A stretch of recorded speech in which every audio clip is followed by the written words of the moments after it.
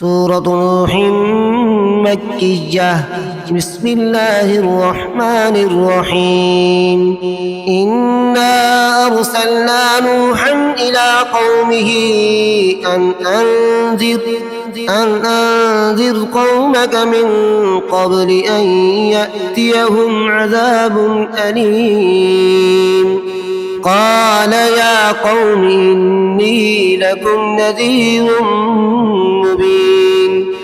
أن اعبدوا الله واتقوه وأطيعون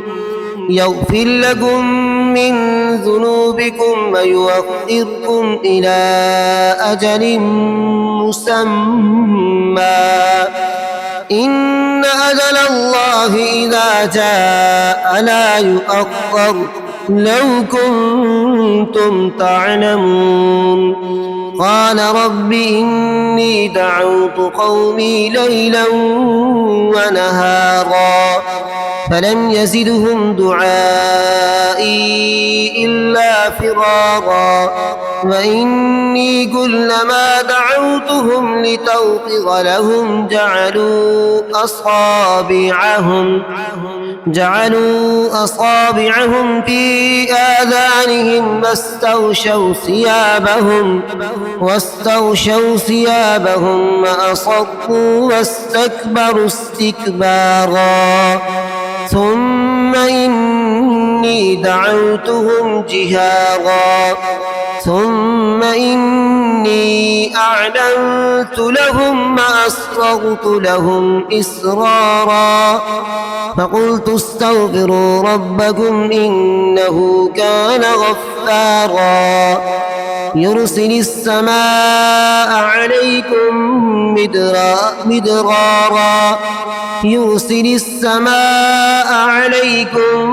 مدرارا ويمددكم بأموال وبنين ويجعل لكم جنات ويجعل لكم أنهارا ما لكم لا ترجون لله وقارا وقد خلقكم أطوارا ألم تروا كيف خلق الله 7 سماوات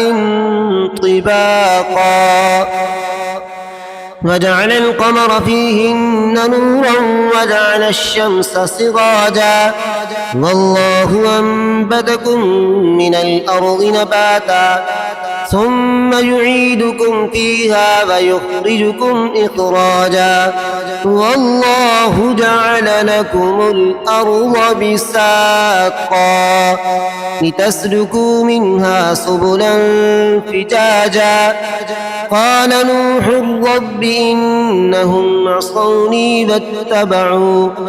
واتبعوا من لم يزده ماله وولده إلا خسارا ومكروا مكرا كبارا فقالوا لا تذرن آلهتكم ولا تذرن ودا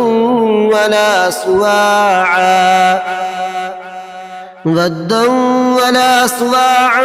ولا يغوث ويعوق ونسرا وقد أضلوا كثيرا ولا تزد الظالمين إلا ضلالا مما خطيئاتهم أغرقوا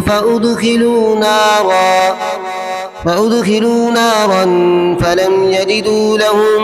من دون الله أنصارا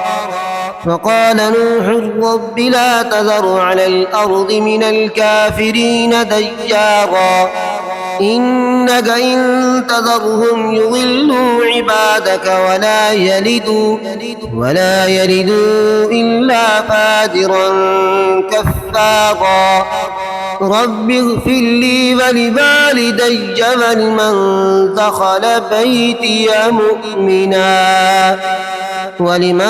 دخل بيتي مؤمنا وللمؤمنين والمؤمنات ولا تزد الظالمين إلا تبارا.